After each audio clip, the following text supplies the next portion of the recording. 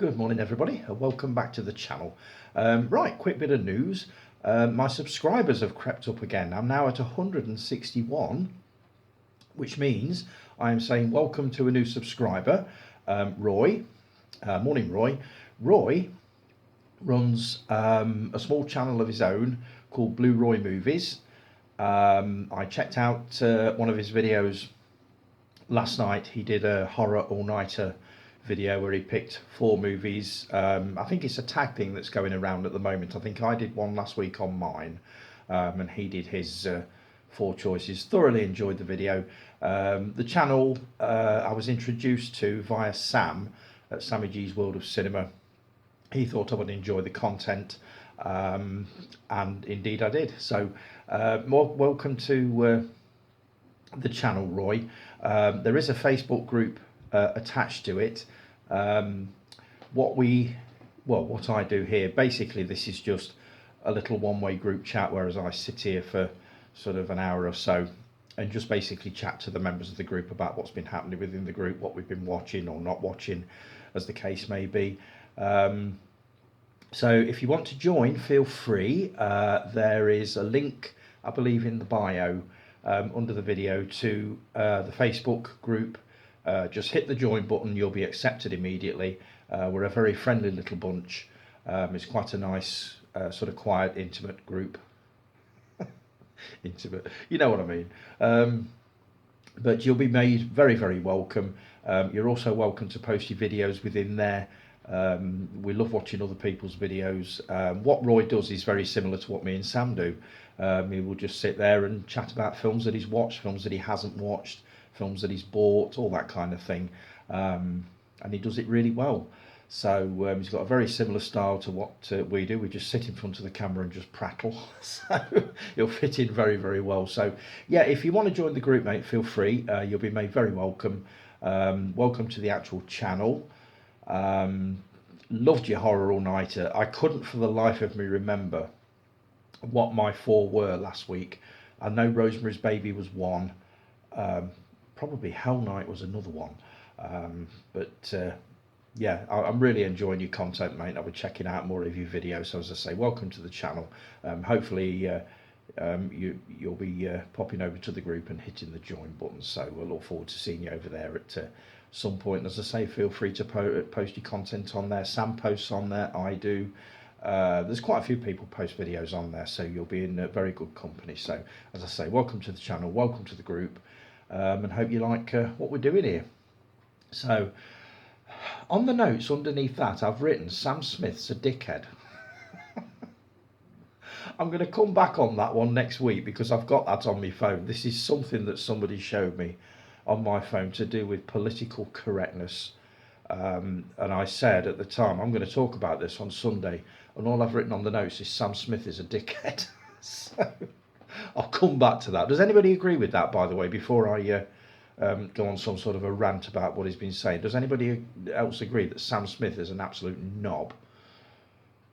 Because he is. So, right. Let's see. Oh, and the other thing I was going to tell you. What has happened to the viewing rate on last week's video? My average number of views varies between 50 and 60, something like that.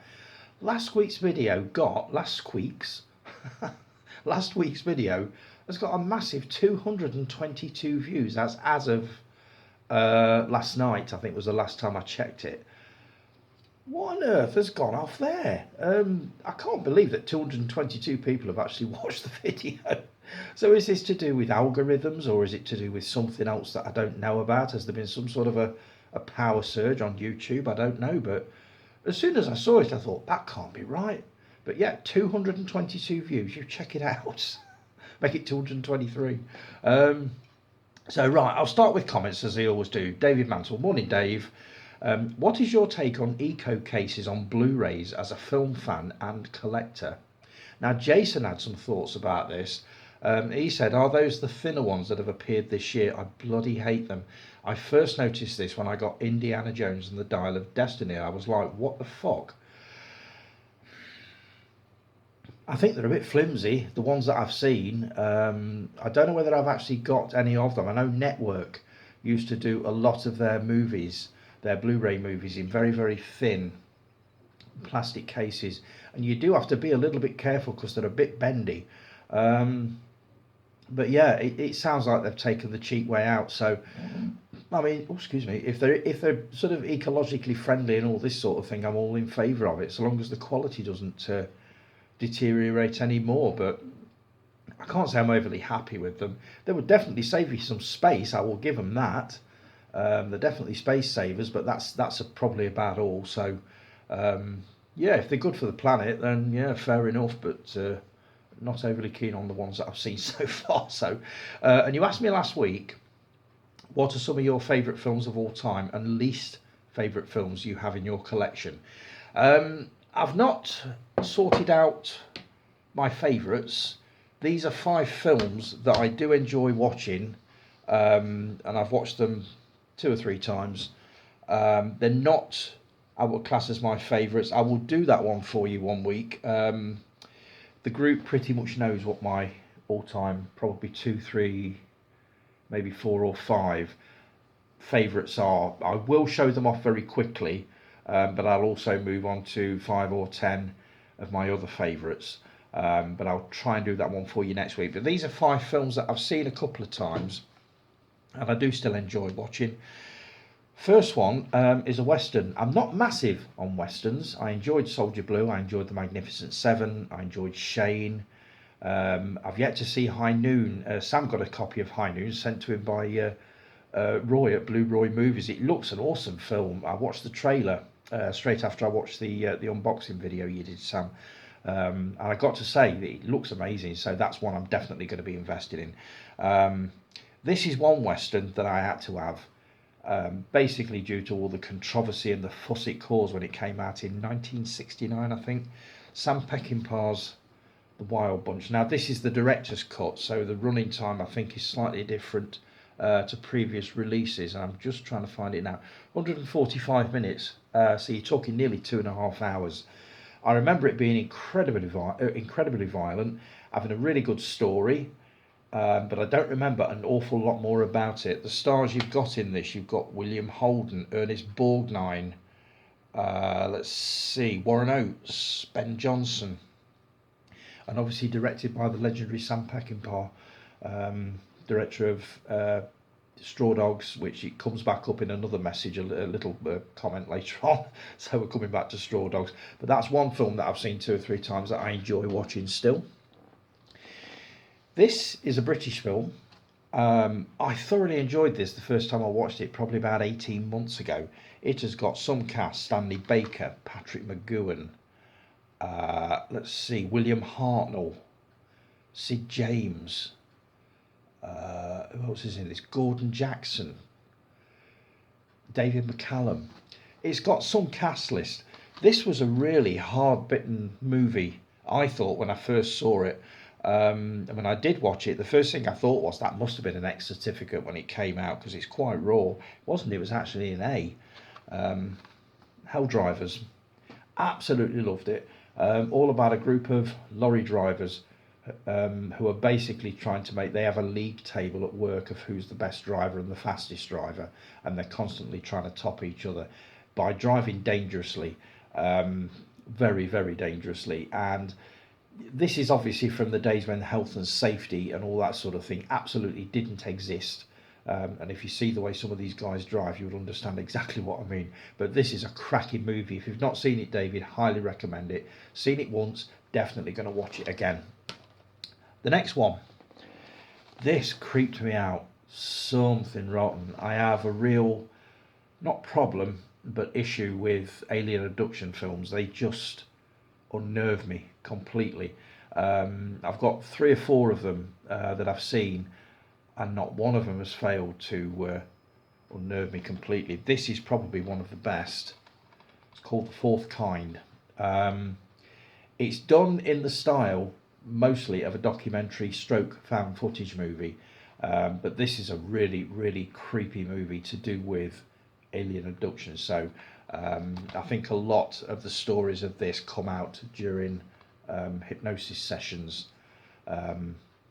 So yeah, if you've not seen it before, I definitely recommend it. It's definitely one of the best of the alien abduction films that I've seen, and definitely one of the creepiest. Next one, the classic youth film, British youth film. I don't think there's ever been one to come even close to it. Directed by, I believe, Frank Rodham, made in 1979, stars Phil Daniels, Ray Winston, a host of stars that were due to become very, very famous in the 80s and 90s in various different TV shows and movies. Quadrophenia. There's never been anything quite like it. Nothing even comes close to this as far as British youth movies go. There were a couple of unofficial kind of sequels made. I can't remember the name of them. One of them was apparently atrocious and the other one wasn't too bad. I don't think one of them was a sequel. I think it was just in a similar vein to this. I think it was called The Pebble and the Boy, which is one that I keep meaning to check out. It's supposed to be really, really good. But there was another one that was supposed to be an unofficial sequel to Quadrophenia, which was apparently terrible, which I've not seen either. So the soundtrack to this is just blinding. Obviously, it's based on the Who's rock opera. That was Tommy. Basically, they released an album in the 70s called Quadrophenia, and the film was built around that, the story of that. So, yeah, one of the best British movies ever. And finally, I went to visit this guy's grave in Paris when I went over there a few years ago. I'd always wanted to see it. Spent ages looking for it. Saw everybody else's, Bizet, Tchaikovsky, all the composers, Edith Piaf. Couldn't find this guy's grave. I love the music of the band that he belonged to, and I also loved this movie. I did find the grave eventually, by the way. I tagged onto a load of hippies that were wandering about, and they were apparently looking for it as well. So we all sort of found it, and it wasn't quite what I was expecting. So, but I do love this movie. Oliver Stone's The Doors, cracking soundtrack. Val Kilmer plays Jim Morrison absolutely brilliantly. There is a final cut of this movie out there, so I'm going to be grabbing a copy of that one very soon. But that, if you like sort of movie music biopics, they don't get much better than that one. So yeah, this is the 20th anniversary special edition. I think the running time of this is quite long as well, 140 minutes. So this is nearly 2.5 hours long as well, but well worth every minute of it. And as I say, Val Kilmer is superb. The soundtrack is brilliant. So that's 5 films that I do enjoy watching, David. I will sort out my 5 or 10 favourites, hopefully for next week, along with, if I get the chance, the 5 films. Is it 5 you wanted? Let's have a look. Oh, it doesn't say. But if I can find 5 films that I've got in my collection that I don't particularly like, I'll show off those as well. Normally, if I don't like a film, I won't buy it, but there have been occasions when I've bought movies, as everybody knows, and not thought of much of them as I thought I would do. Let's put it that way. So thanks for all that, David. I hope that answers one of your questions at least, mate. We'll come back to that next week. Thanks for your comments, much appreciated. Stuart, morning Stuart. Day of the Dead is my favourite in the George A. Romero Dead series of movies. It's got a great atmosphere, story, and the score is fantastic. This one keeps coming up. I do need to take these movies in again, especially Day of the Dead, which is the one that I remember not being overly impressed with. I do need to take it in because it's turning out that it seems to be everybody else's favourite rather than Dawn of the Dead, which really, really surprises me. So leave that one with me. We were talking about going to the cinema as well. I very rarely go to the cinema, mainly because I'm a lazy sod. I can totally empathise with that. And people do my head in with talking, phones and eating, etc. Yeah, my views on this are well known. I had a similar experience many, many years ago, and I think at the end of the screening, did I walk out halfway through? I can't remember. But I do remember coming out of the cinema and thinking, I ain't doing that again. And I do miss it, and I really do. And I'm not saying that I'm never going to go again, but it would have to be something very, very special to get me back into a cinema now. I do believe that in 2027 will be the 50th anniversary of 2 of my favourites, Close Encounters and Saturday Night Fever. That might just be the one that tips the balance for me, either one. Um, I've also heard tales of the red carpet cinema in Barton, basically saying that it's a small, intimate, um, sort of independent cinema, uh, and I wouldn't mind a look at that. It does sound amazing. So that's another place that would probably tempt me back in time, but at some point, I'm sure. You mentioned that you and the wife were going to watch the 40th anniversary restoration of A Nightmare on Elm Street.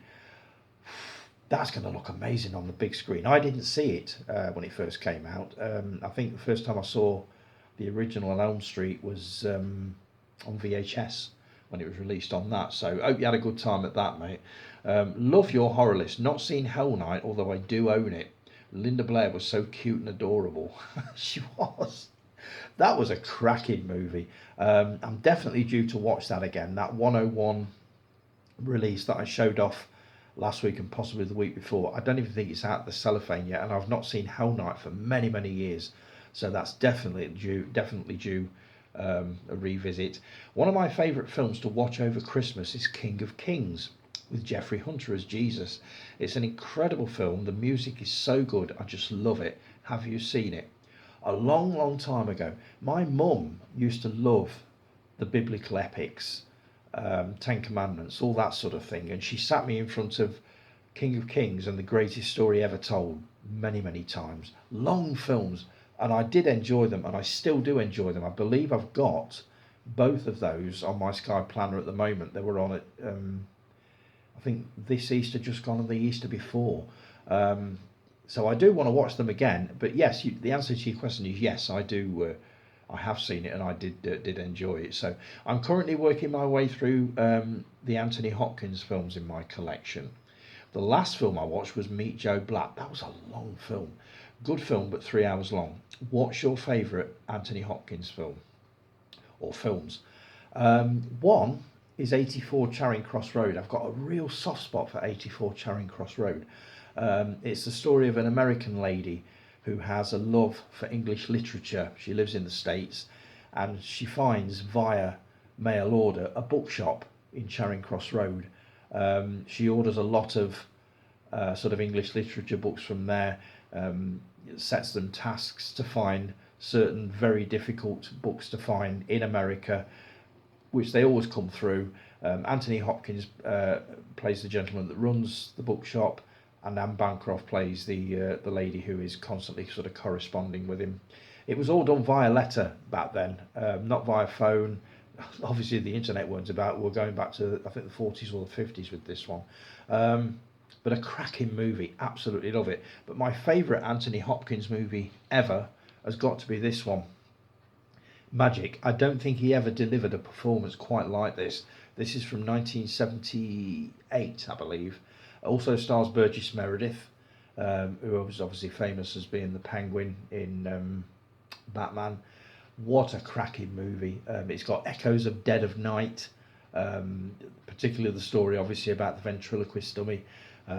Basically Hopkins plays a ventriloquist, a very unsuccessful ventriloquist to start with, who finds the big time when he's introduced to a certain club. Burgess Meredith plays his manager.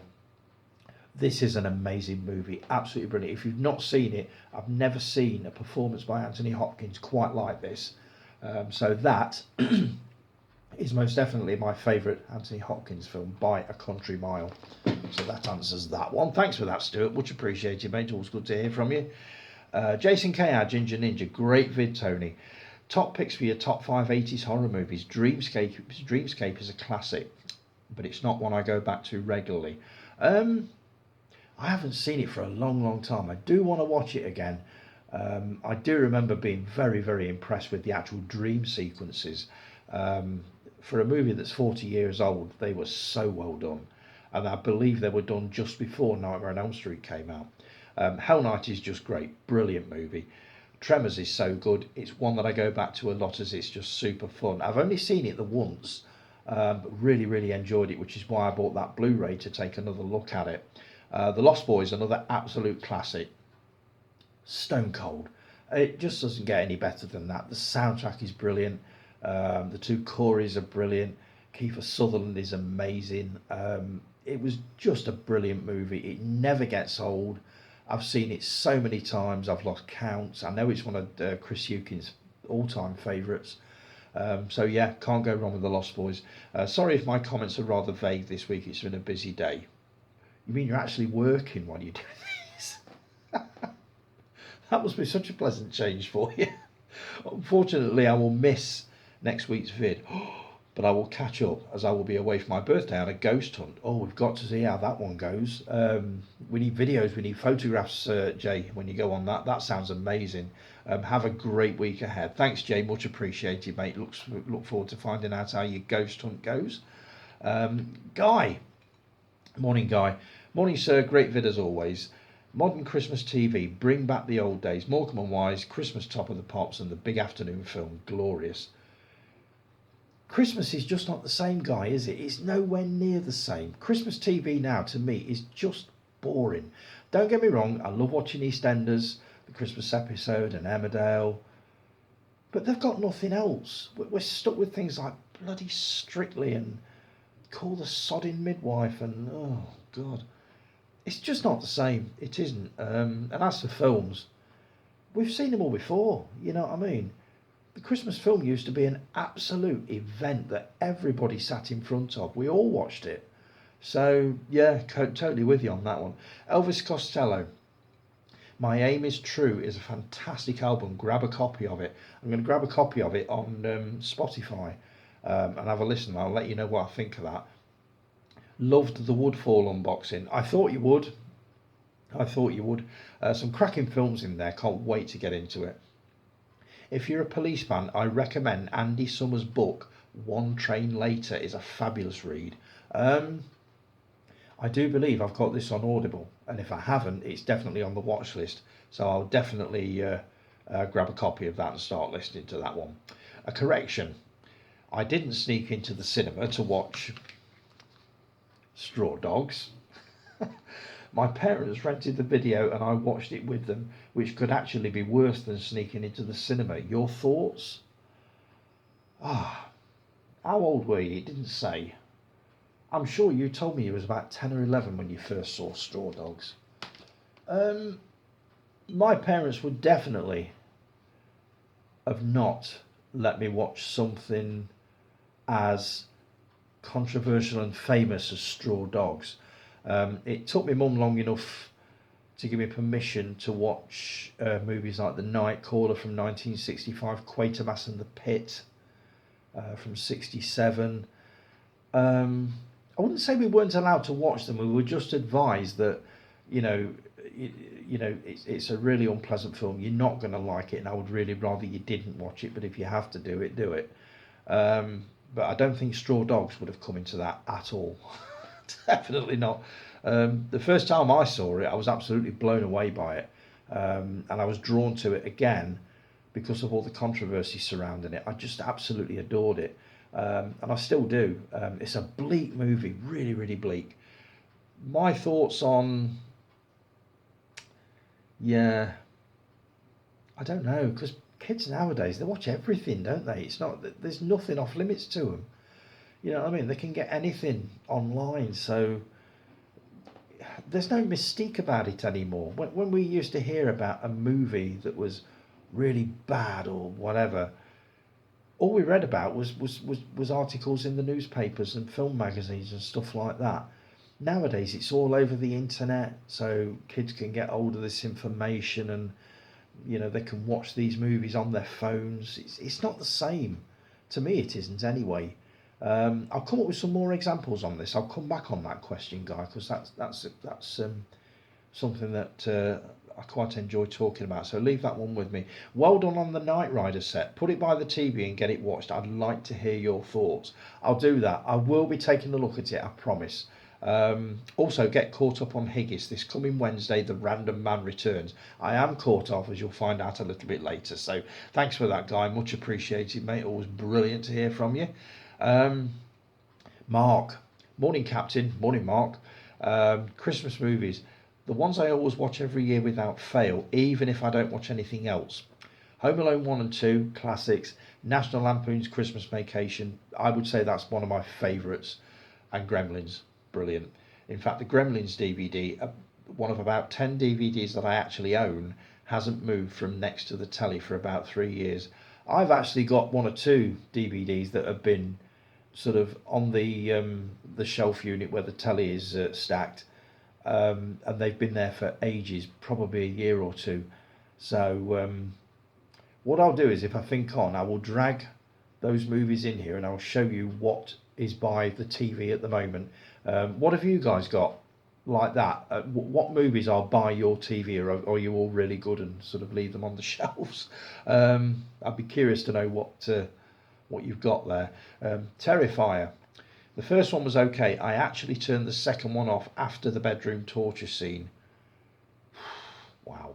But I will watch the third one, even though I don't get why people would throw up in the cinema over something they know isn't even real, for fuck's sake. I don't think I've ever thrown up due to something that I've watched.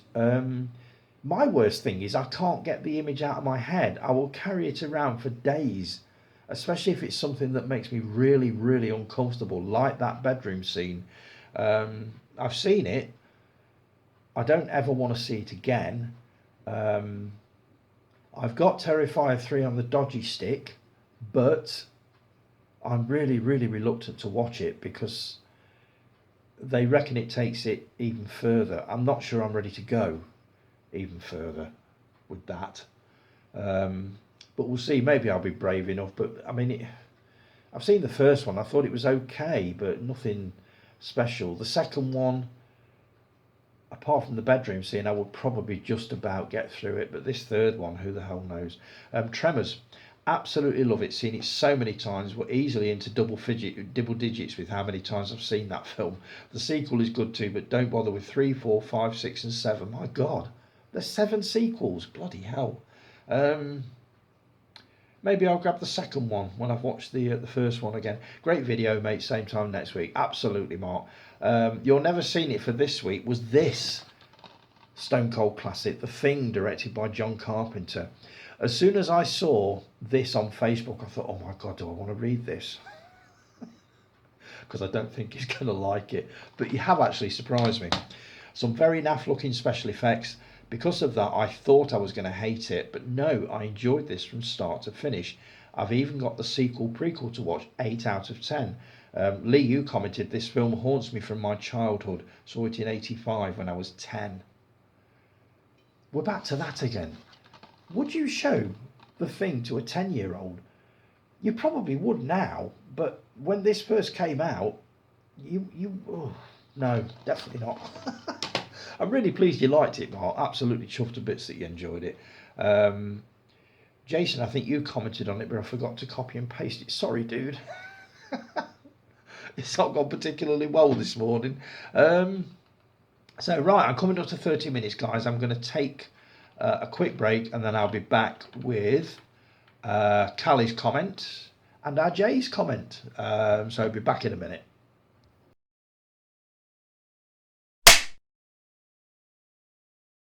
And we're back. Right, on with the comments. Callie, morning Callie.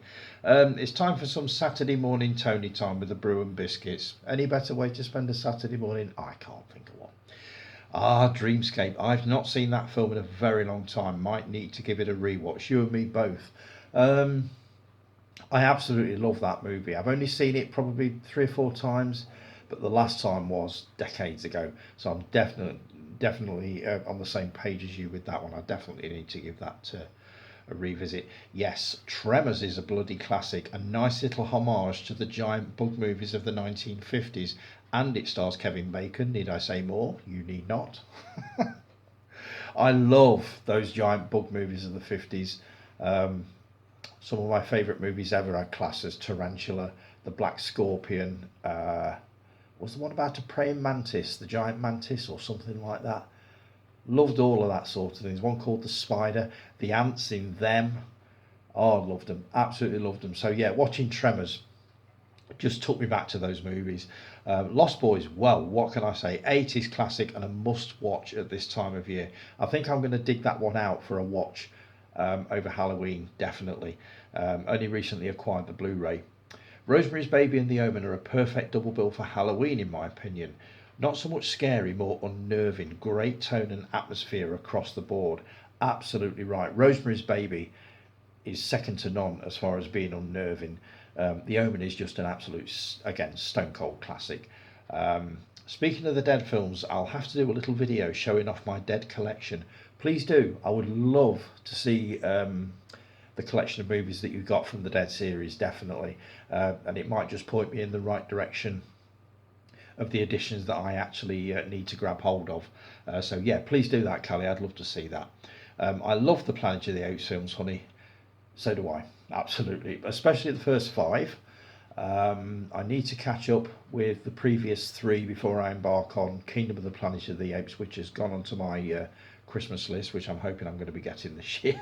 Thank you for the Higgis love, and I know from my YouTube channel that you are caught up and you have left comments. I absolutely have. I was determined to do it. I hate falling behind with other people's videos. I need to catch up this week on Sam's, Steve Mack, our Criterion guy, Stuart George. I need to catch up on a few of his. I'm going to be taking in some more of Roy's. So yeah, I do need to catch up on some more. But Higgis, I'm up to date on, as you will realise in just a minute when I come on to some bits and pieces I need to read out. Bloody Facebook doing me dirty and not posting comments on a vid from 2 weeks ago. I don't know what happened there, but they do. It's the internet for you, isn't it? You know, it never works the way it should do.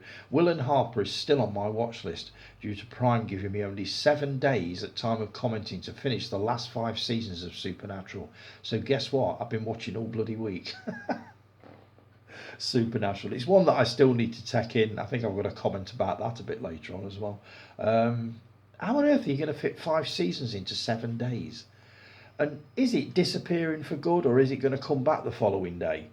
I get the feeling we've not seen the last of it. You asked me last week, by the way, my question for you this week: what film or films have you changed your mind on upon a second or third viewing? I'm going to come back to that. I was supposed to do it this week, but I completely forgot about it. So leave that one with me. As with all of the questions that I either miss or don't get time to answer, I will always transfer them onto next week's notes. So don't think for one second that I've forgotten about them. I will definitely come back on them, especially that one. I need to think about that one. Right, on to Higgis. We started off with a cracking first 2 episodes to do with Star Trek. Absolutely love Star Trek, the original series. Let's see, what were you talking about? You need to check out those Winchester boys. I need to check out these Winchester boys, but I don't think I'm going to get a chance to do it because I'm certainly not going to watch 13 or 14 seasons in 7 days. What I'll do is I'll hang on to see whether they do actually come back. If they do, I will start watching them, because I watched the first 10 minutes of the first episode and thought, this looks brilliant. So I will be coming back on it, definitely. Guy, you wrote to Jim will fix it. Oh, God. What was your request? I'm just curious as to what it was you asked Jim to fix. Come back to me on that one. And you also said, Guy, that the original series was shonky. 1967, dude. Come on, give them credit. It wasn't that bad. I'm only saying that obviously because that's the series I grew up with. My granddad used to sit me in front of Star Trek every week. He used to love it.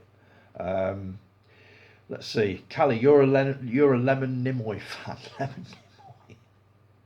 I've got to say that really made me laugh. Slip of the tongue, but a really good one. The movies he's done, Invasion of the Body Snatchers. His movie output wasn't actually massive, if you take away Star Trek, but his TV output, just listen to this lot. This is just some of them. It was huge. Apart from Star Trek, he did Wagon Train, The Twilight Zone, Bonanza, Dragnet, Gunsmoke, Rawhide, Perry Mason, The Untouchables, The Outer Limits, Mission Impossible, Columbo, and of course my favourite, who remembers In Search Of? It was a series from, I think, 1976 or 77, and he used to tackle one mystery a week, like the Loch Ness Monster, Bigfoot, Paranormal Activity, that sort of thing. It was called In Search Of. It had this unforgettable theme tune, which I'm going to find and post on Retro TV Zone. But who remembers In Search Of? I loved it, and I've got every episode of it as well. I do need to watch that again. Talking of Star Trek, you were talking about the animated series from the 70s. It was brilliant. I loved it, absolutely loved it. It was on every summer holiday, if I remember right, alongside the likes of like Robinson Crusoe, Banana Splits, that kind of thing. Callie, can't remember the Spock's Brain episode for the life of me. I can't remember it. I need to dig that one out and have a look. In fact, at some point I will start a proper Star Trek journey to run alongside the Doctor Who journey that has caused ground to another halt. But I'm literally going to go right back to the beginning, start with the original series and watch it all in chronological order.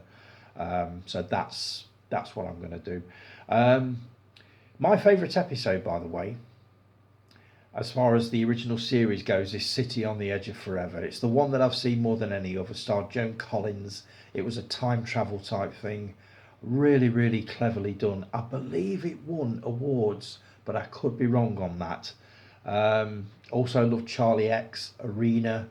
They're two or three that I loved out of the first series. I think they were the first season.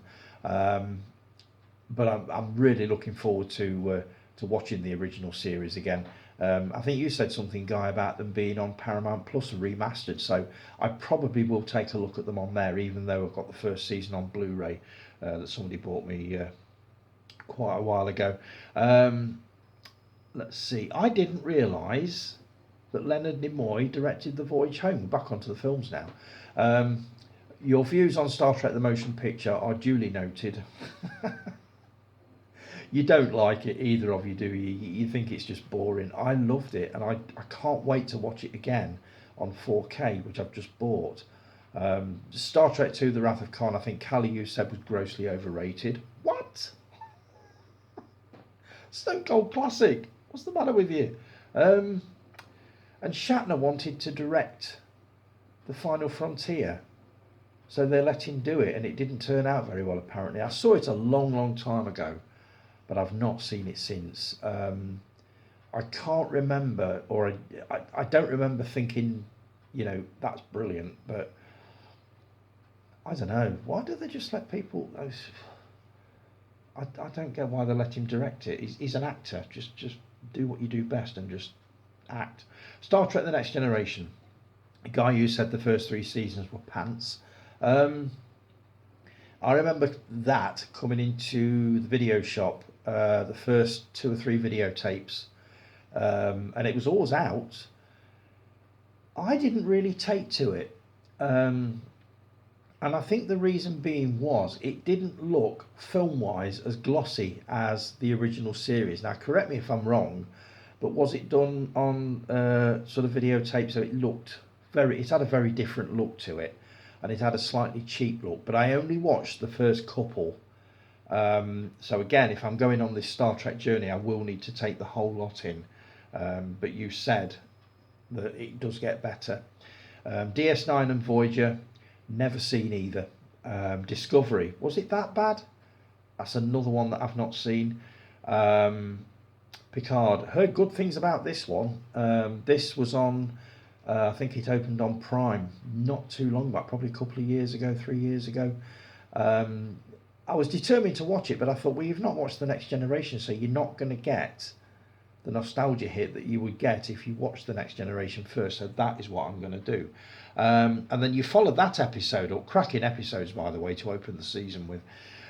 Is originality a myth as far as movies go?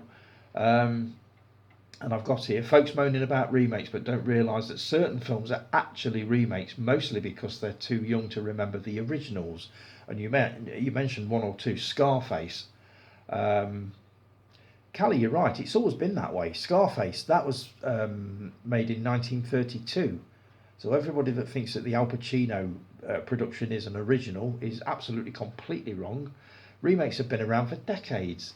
The Thing, that was actually originally called The Thing from Another World. That was made in, I think it was 1951. The Fly from 1958, that was an original. and remade obviously with Jeff Goldblum and David Cronenberg directing. So yeah, my opinions on remakes have changed over the last probably year or two. I now think that remakes should at least be given a chance. At least watch them to see what they're like. I wouldn't even have done that a couple of years ago. I'd have just said it's a remake, so it's going to be absolute crap. So I won't even bother watching it. But now I will at least give it a view just to see whether it lives up to and possibly exceeds the original. But I certainly wouldn't have done that 2 years ago. My example of a remake being better than I expected, The 39 Steps. I loved the original Hitchcock version from 1939. I even enjoyed the Kenneth More version from the 50s, thought that was brilliant. And I saw The 39 Steps with Robert Powell, made in 1978. I think Eric Porter was in it, David Warner was in it. I didn't hold out much hope, but I loved it, absolutely loved it, and it now stands as probably my favourite version of the movie. Watched it just recently on Talking Pictures TV. It's lost none of its charm, absolutely love it. So that's my example of a remake being a lot better than I expected it being. By the way, you looked, I think one of yours, Callie, was The Crazies. That was one that you enjoy. As better than the original or as good as the original. Love that. Is it lenticular cover? Is that what you call them? Love that. Attack of the Killer Tomatoes. My God, that sounds amazing. Sod remakes. I want to watch the original of that one. It's been on my radar for quite a while, and I do definitely need to take that one in. Let's see. My vote for a remake yet to happen. I think I put this on the comments on the video, but my one that I would definitely love to see remade is Kingdom of the Spiders. I would love to see what they could do with that nowadays. With the technology that they've got, they could do something very, very special with that. Even though the original 1977 classic with the aforementioned William Shatner is absolutely amazing, and in my opinion it could never be better, but I would love to see what they would do with it. And I didn't know that American Werewolf in London is slated down for a remake directed by none other than Max Landis, who is son of John Landis. That's got to be worth a look. If it turns out as good as Jason Reitman's Ghostbusters Afterlife, we're in for a treat with that one if it happens. Never seen The Burbs, which you wanted to see remade, Callie. That's one I perhaps need to check out. I remember it coming out and I don't remember being particularly drawn to it. But when you mentioned it the other day, I thought, you know what, I wouldn't mind a look at that now. So thanks for that, Callie. Much appreciated, mate. It was brilliant, mate. Sorry. Do forgive me. Not engaging the brain before speaking as usual. Jason P. Great vid as always. Cheers, Jay. Andrew Lawden is a bit part actor, been in 23 things so far. His last one was Some Other Hood or something like that. He was one of the henchmen in Robin Hood, Prince of Thieves, bailiff in EastEnders, prison officer in Prime Suspect, and a foot soldier in Star Wars The Phantom Menace, whatever that means. He does go to some Comic Cons and signs lightsabers. Guy's got to make a living. You know what I mean? We were talking about this. Is he a friend of yours or a relative of yours? And you met him the other week at some function or other, 7 foot tall. And I said I'd not heard of him. It was Little Drummer Boy, not Little Donkey, for fuck's sake. That's right. I knew I'd got it wrong. The second the words left my mouth, I thought, that don't sound right. Dave Oliver passed away on April the 1st this year. I know it does seem longer. Whenever I hear the film The Batman 2 mentioned, I think of him. It was his last video and he was gutted it was put back another year, so we'd have to wait even longer to watch it. I miss him something rotten, I really do. My most memorable review of his was for a movie called Skinamarink, which he absolutely hated, and that look he got when his video opened, the look on his face, you knew exactly what you were in for. Especially if you'd opened something like this. I thought, oh God, he didn't like this. I miss him so much, I really do. His videos used to give me so much to talk about. Glad you're enjoying the Christmas TV thread. It's taking longer to prepare than I thought. I have everything written down right up to 2023, but I've only downloaded the posters for the years up until 89. I wished I had added some images of TV programmes in the first few years of the 70s, but didn't think. So as each year comes, I may think of something else to add. I try and add a bit of nostalgia or news to the thread too, if it happened in that 2 week period. Loving the thread anyway, Jason, no matter what you've missed out. Absolutely loving it. The memories come flooding back whenever I look at that.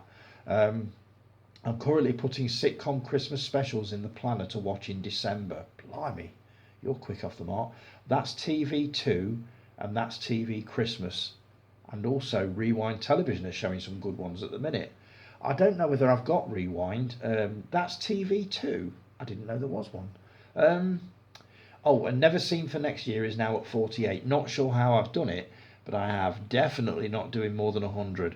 So we'll end next year. Some weeks we'll have double bills and even a trilogy one week. That's it for now. Thanks for that, Jay. Much appreciated. Don't forget to put your clocks back. We did it last night. It took ages. You're Never Seen It for this week was Halloween. Sorry, it wasn't Halloween. It was a Halloween special, The Fog, from 1980. This is not going well this week. Local legend tells of a ship lured onto the rocks of Antonio Bay being enveloped by a supernatural cloud as it sank. The myth says that when this mysterious fog returns, the victims will rise up from the depths seeking vengeance. I love The Fog. Absolutely adored it. Still do. In the past, I've tried to watch this twice, but never got further than 20 minutes in. I was determined to see it through this time so I could say I've seen it. So I saw it through right to the end. It could have been a lot better, and up until the Ready Brett thing came at the end. You need to remember the advert to know what I'm talking about. I remember it only too well. It was okay, but that thing turned the movie into the big bag of shite I always thought it would be. So it was ruined by that. That's a shame. I love The Fog, always have done. What are we on, 18 minutes? Just bear with me, I'll just see what else I've got here. I'll show off a couple of bits that I bought, and then I'm going to wind it up, because I don't think it's going particularly well this week at all. So I've got quite a bit to transfer over to next week, which will give me a head start. So I'll come back on those two. Now, some bits that I bought this week. Completely forget everything I've said over the last few weeks about I'm going to be a bit more restrained about what I'm buying, because this will prove that I'm doing everything but that. So starting off with a couple of books.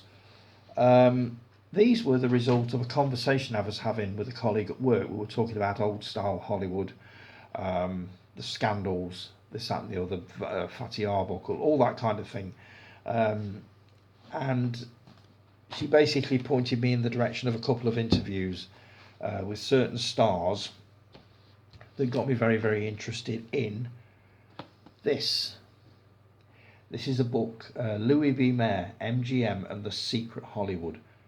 This guy had a very, very dark side to him, apparently, if you believe everything you read. I'm definitely looking forward to taking this book in. That's my phone. It's an absolute mammoth book. There's about 500 pages to it. But I'm definitely looking forward to getting into that. And also this one, which is loosely connected to the book that I've just shown you, Child Star, an autobiography. This is the autobiography of Shirley Temple, or her full name is Shirley Temple Black. I've never seen any of her films. I do know of her, obviously, The Good Ship Lollipop and all that sort of thing. She was a child star of the 30s and 40s. She was unbelievably famous. She's definitely led quite the life from what I've heard on this interview, and I really, really wanted to know more about her. And there was a story on there about Louis B. Mayer, the subject of the last book. It was a little bit unsavoury, so I thought we'll grab this one as well. So I'm already 15 pages into this, and I only got this through yesterday, so I'm going to soldier on with that one. Right, Blu-rays and one DVD. This is one that was recommended to me by the same colleague who I was having the conversation with about Shirley Temple and Louis B. Mayer. The nice guys. Can't remember how these conversations came about. We just talk films, music all the time while we're cleaning. I've never seen this. Stars Russell Crowe, Ryan Gosling. She rates it's absolutely brilliant. She's convinced I would love it, so I went onto Amazon. None of these that I'm about to show you cost me more than, I think £2 was the most expensive. So, Mr. The Nice Guys. We were also having a conversation about a star that I do nothing about. The only movie that I've ever seen her in is Bridesmaids. I got home that day and started running trailers of her other films and thought, she looks amazing. I've got to check these movies out. First one, Identity Thief. So the star I'm talking about is obviously Melissa McCarthy. Never seen any of these, so I've no idea what they're like. All I know is the trailers make them look absolutely brilliant, so maybe you guys can give me some advice as to what I'm going to think of these. The next one, Spy. It was like one led on to another. I saw another one underneath the one that I'd just ordered, and I thought, we'll have a look at that. We'll check the trailer out for that. That looks good. We'll have that one as well. And it kind of just snowballed, as it does. Tammy, I think this is one of her earlier ones. This has got excellent reviews from the critics. They don't normally do much with comedies, but that's another one. The Boss, which I have to say looks amazing. And finally, The Heat with Sandra Bullock, where they both play female coppers, police women. Again, looks absolutely amazing. Know nothing about it apart from the trailer that I've seen. I've got a couple more here. This one, Jay, you were talking about last week. Now, you didn't like this. You thought it was boring. Mark has seen it a few times and really enjoyed it. Glory. That's Matthew Broderick, Denzel Washington, Kerry Elwes and Morgan Freeman. I presume it's set, let's see. Oh, it's the first black regiment to fight for the North in the Civil War. I'm going to enjoy this. I know I am. It's not a long, or not an overly long film, 122 minutes, so that's not bad. The other one that I ordered at the same time, that I'll probably be showing off next week if it turns up during the week, runs for, is it 3 hours and 15 or 4 hours and 15? It's a long film, called Gettysburg, I think. Hopefully I'll be getting that through next week. When I'll get the chance to watch it is another matter. We'll come back on that one. And finally, Look at Life. These are a series of short films that were shown in cinemas in the 50s, 60s and 70s, basically about every aspect of British life. They were 10 minutes long. Talking Pictures TV are screening loads of these, and I thought, you know what, I would love these as a set. Now, Network released these before they folded, and I need to get hold of the first 5. This is volume 5. The last 2 or 3, especially volume 8, I'm finding really, really difficult to find.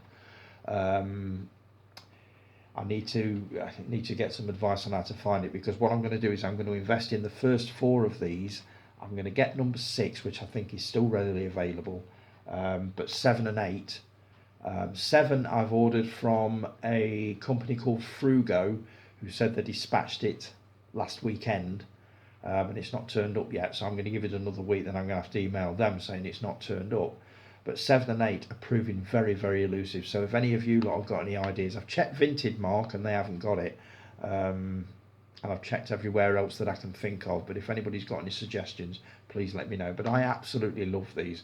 They take me back to a time that I can't remember, but they're just cosy little films. They're just lovely, taking you back to simpler times. So, and some magazines, and then I will wrap it up. The latest issue of Yours Retro, articles on Liz Taylor, watching a brilliant series, by the way, called Rebel Star, I think, on BBC iPlayer at the moment, which is absolutely superb. Charlie Chaplin's Brush with Death, love Chaplin. The King and His Princess, that's Elvis. Alien, 45 Years On, that's the movie.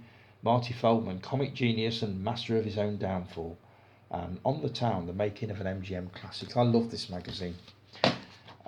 This I saw this advertised on Facebook and I thought, what a novel idea.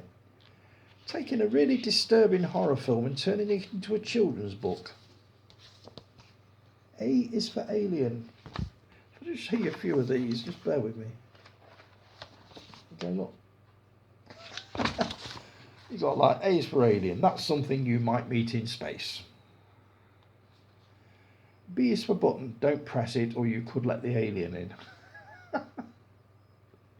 C is for crew. They want to know where their visitor is. D is for Dallas. He's the captain. He'll find it. K is for Kane. He doesn't feel well. His tummy is rumbling.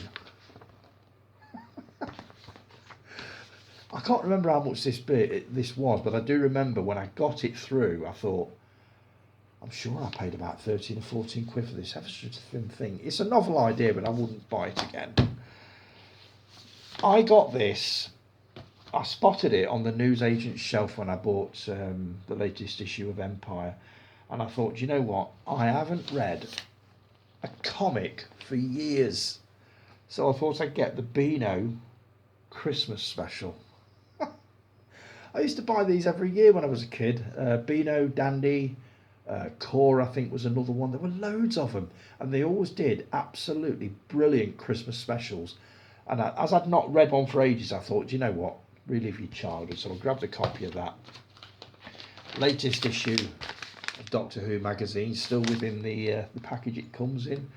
You get an exclusive Target book inside. The Evil of the Daleks, Fraser Hines by the looks of it. So, Sea Devils series latest, Paul McGann speaks out. That's November 2024, so I dare say the Christmas one is on its way. And the latest issue of Empire. Now that's the December issue, so I'm definitely going to be watching that. And me being an old sod, I used to buy these for my mother, and I spotted these and I thought, you know what, some interesting articles in there, I'll grab those. That's the latest issue of Woman. Slimming but filling details, stay younger for longer. If you'd watched The Substance, you would not even think about trying to look younger, and I'll be coming back to that one next week. What's your brain age? Take our quiz. As I say, I used to buy these for my mother. She used to absolutely love them. As soon as she read them, she'd give them to me. And the healthy living, a woman's weekly special. No diet, slim down, cosy and filling dishes. Walk your way to health and happiness. Aging won't stop me. That's it, guys. That's all I've got for you this week. I've got some bits and pieces that I'm going to carry over to next week. It's not gone particularly well this week. You'll probably completely disagree with me, as you always do. But my concentration's been wavering a bit. I've been stammering a bit. I know it doesn't need to be perfect. I'm the first one to say that these things do not need to be inch perfect, but I do like it to be sort of fairly coherent if it can be. So I'll leave it at that for now, guys. Have a brilliant weekend, and I will catch up with you all again next weekend at the same time. Well, hopefully I will be a little more with it, let's say. So thanks ever so much for joining me. If you have enjoyed the video, please give it a thumbs up, subscribe, all that sort of thing. And I will see you all again about the same time next week. Take care, everybody. Have an amazing week, and I'll talk to you all again soon. Take care. Ta-ra.